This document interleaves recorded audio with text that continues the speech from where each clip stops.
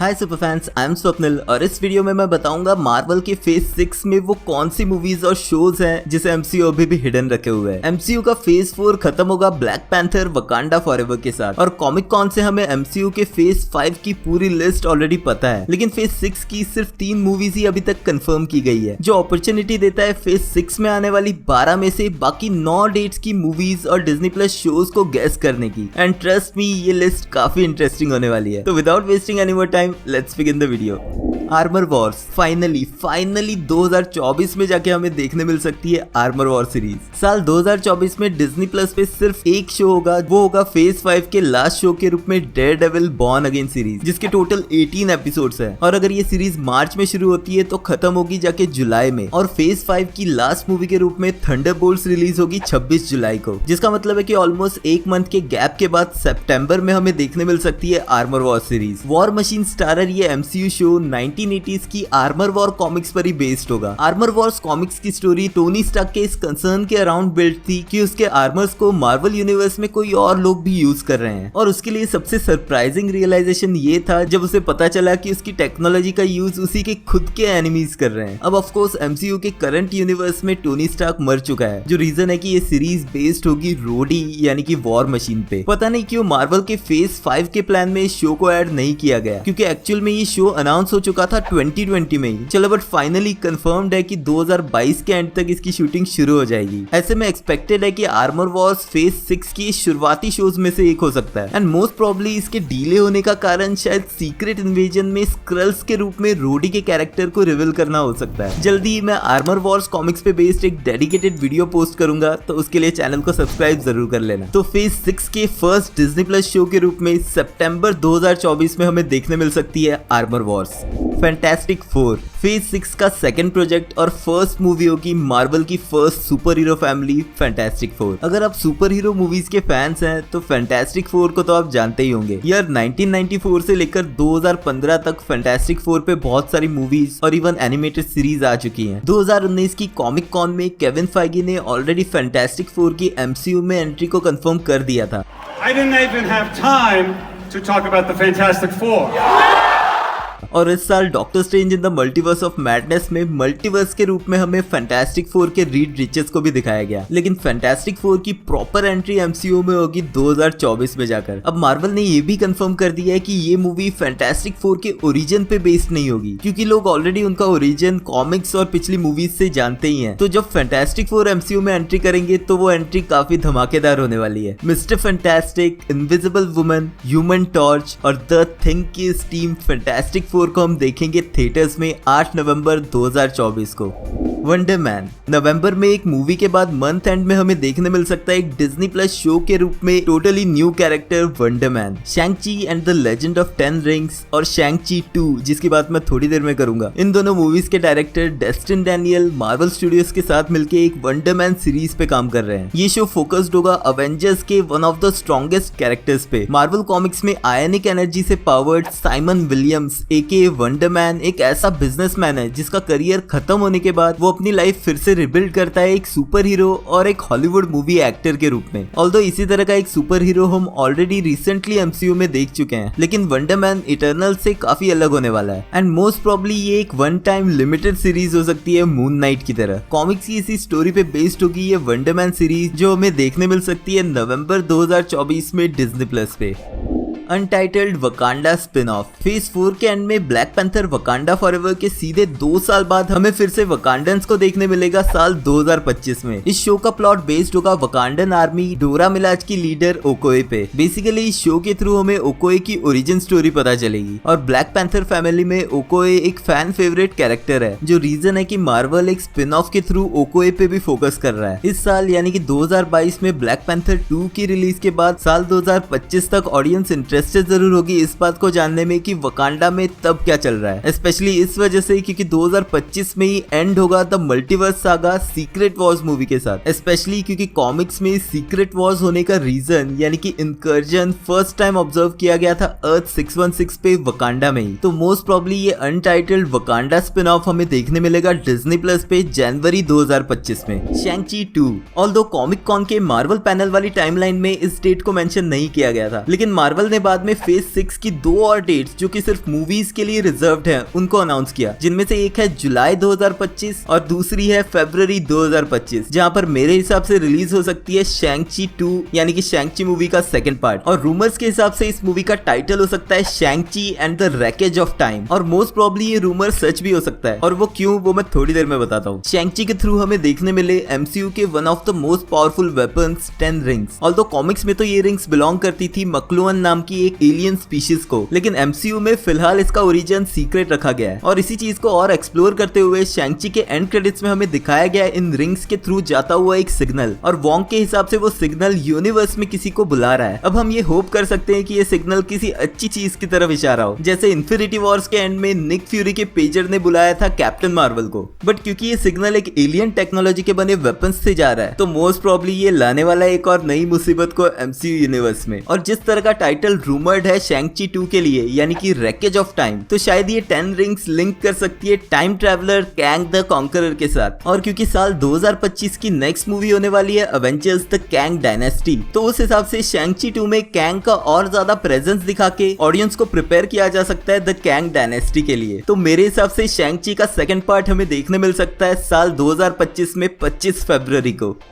नोवा अब फरवरी और मई में 2 मूवीज रिलीज होंगी, जिसका मतलब है कि मार्च में एमसीयू को चांस मिलता है एक और डिज्नी प्लस शो रिलीज करने का। ऑल्दो नोवा कैरेक्टर को एमसीयू में इंक्लूड करने के rumours first guardians of the Galaxy movie से ही शुरू हो गए थे, लेकिन फाइनली इस साल यानी कि 2022 में मून नाइट के बाद इसी शो के राइटर सबीर पिरजादा के साथ ही एमसीयू एक स्टोरी लिख रहा है नोवा के अराउंड। अब ये 100% कंफर्म नहीं है कि नोवा एक डिज्नी प्लस सीरीज होगी या फिर एक मूवी, लेकिन जितनी मूवीज एमसीयू से साल 2025 में रिलीज हो रही है वो मेरे हिसाब से मार्वल की मैक्सिमम लिमिट है, यानी कि 4 मूवीज। तो एक्सपेक्टेड तो यही है कि एक सीरीज में 6 या 8 एपिसोड्स के रूप में नोवा की कहानी हमें दिखाई जाएगी। फर्स्ट टाइम 1976 में पब्लिश्ड नोवा को 2 कैरेक्टर्स अब तक प्ले कर चुके हैं। फर्स्ट है रिचर्ड राइडर और दूसरा है सैम अलेक्जेंडर। ज्यादा टाइम वेस्ट किए बिना सिर्फ इतना बताऊंगा कि नोवा बिलोंग करता है नोवा कॉर्प्स को, जिन्हें हमने गार्डियंस के फर्स्ट पार्ट में देखा था, और उसकी सुपर पावर्स है एनहांस स्ट्रेंथ, फ्लाइट और रेजिस्टेंस टू इंजरी। बट सबसे इंपॉर्टेंट चीज, कॉमिक्स में नोवा के सबसे बड़े एनिमीज रहे हैं स्क्रल्स, और मार्वल के रिसेंट प्रोजेक्ट जैसे कि कैप्टन मार्वल का सेकंड पार्ट द मार्वल्स, और इवन अगले साल आने वाली Disney plus limited series secret invasion में स्क्रल्स मेजर रोल प्ले करते हुए दिखेंगे। और नोवा कॉर्प्स से होने की वजह से नोवा का लिंक गार्डियंस की टीम के साथ भी रहा है, तो एमसीयू के आने वाले इन तीनों में से किसी भी प्रोजेक्ट के थ्रू नोवा को इंट्रोड्यूस किया जा सकता है, और फिर उसके बाद नोवा की इंडिविजुअल स्टोरी हमें दिखाई जा सकती है डिज्नी प्लस शो के थ्रू, और मोस्ट प्रॉब्ली ये सीरीज हमें देखने मिल सकती है मार्च 2025 में।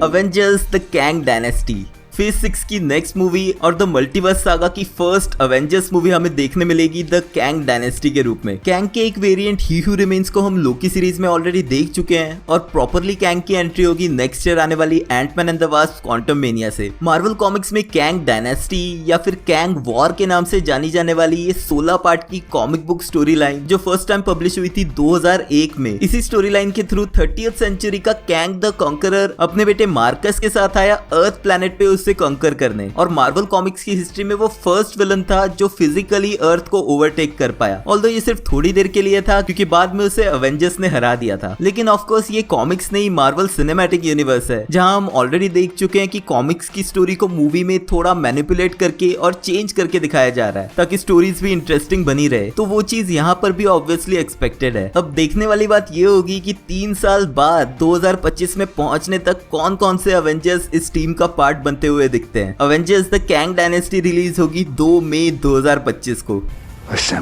यंग अवेंजर्स पिछले साल से शुरू हो चुके डिज्नी प्लस शोज और उसके बाद आती जा रही मूवीज के थ्रू मार्वल लगातार यंग अवेंजर्स की टीम को असेंबल करता जा रहा है। साल 2005 में फर्स्ट टाइम पब्लिश हुई मार्वल कॉमिक्स की यंग अवेंजर्स सीरीज में बहुत सारे टीनेज सुपर हीरोज दिख चुके हैं, और इन्हीं में से बहुत सारे young super heroes already MCU को ज्वाइन भी कर चुके हैं, जिनमें लास्ट ईयर वांडा विजन के थ्रू बिली और टॉमी, लोकी सीरीज के through kid Loki, Hawkeye series के थ्रू केट बिशप, और इस साल आई movie Doctor Strange in the Multiverse of Madness के थ्रू थ्रू अमेरिका शेवेज और Disney plus show Ms Marvel के थ्रू मिस मार्वल भी इस यंग एवेंजर्स की टीम का पार्ट बन सकती है। इसके अलावा नेक्स्ट ईयर आने वाली first movie Ant Man and the Wasp Quantumania से स्कॉट लैंग की बेटी कैसी लैंग भी ज्वाइन करेगी एवेंजर्स को। तो क्लियरली धीरे धीरे एमसीयू की यंग एवेंजर्स की टीम भी बनती जा रही है। तो most probably in young Avengers को असेंबल होता हुआ हमें दिखाया जाएगा एक डिज्नी प्लस शो के थ्रू मई 2025 में।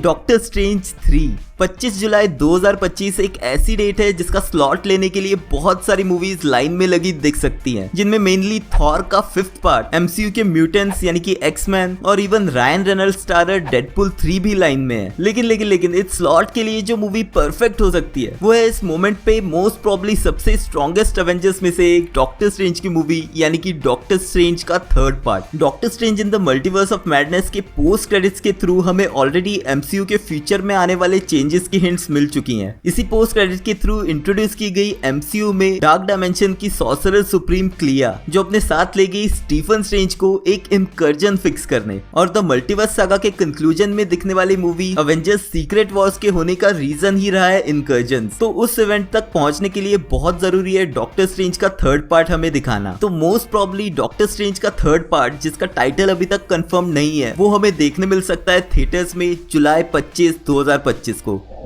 मार्वल्स मिडनाइट सन्स अगेन एक मूवी के बाद अगला स्लॉट हो सकता है एक डिज्नी प्लस शो के लिए जहां पर परफेक्ट बैठती है मार्वल की Midnight Sons series. Marvel Comics की मिडनाइट सन्स की टीम को फर्स्ट टाइम इंट्रोड्यूस किया गया था 1992 में घोस्ट राइडर कॉमिक्स के थ्रू। ये एक टीम है सुपरनैचुरल सुपर हीरोज की जिसे असेंबल किया था डॉक्टर स्ट्रेंज ने, और इस टीम के मेंबर्स में पॉपुलरली थे ब्लेड, मॉर्बियस, घोस्ट राइडर यानी कि जॉनी ब्लेज और डैनी कैच और even Werewolf by Night. Expectedly इस साल अक्टूबर में वेयरवुल्फ बाय नाइट को एक हैलोवीन स्पेशल के रूप में डिज्नी प्लस से इंट्रोड्यूस किया जाएगा, और इसी साल की स्टार्टिंग में मून नाइट के थ्रू हम एक और सुपरनैचुरल सुपर हीरो को देख चुके हैं। और ऑफ कोर्स अगले साल नवंबर में अपनी इंडिविजुअल मूवी के साथ ब्लेड भी एमसीयू में एंट्री करने वाला है। तो मोस्ट प्रॉब्ली बैकग्राउंड में मार्वल एक सुपरनैचुरल सुपर हीरोज की टीम बिल्ड कर रहा है जो हमें एक Disney plus show Marvel's Midnight Sons के रूप में देखने मिल सकता है अगस्त 2025 में।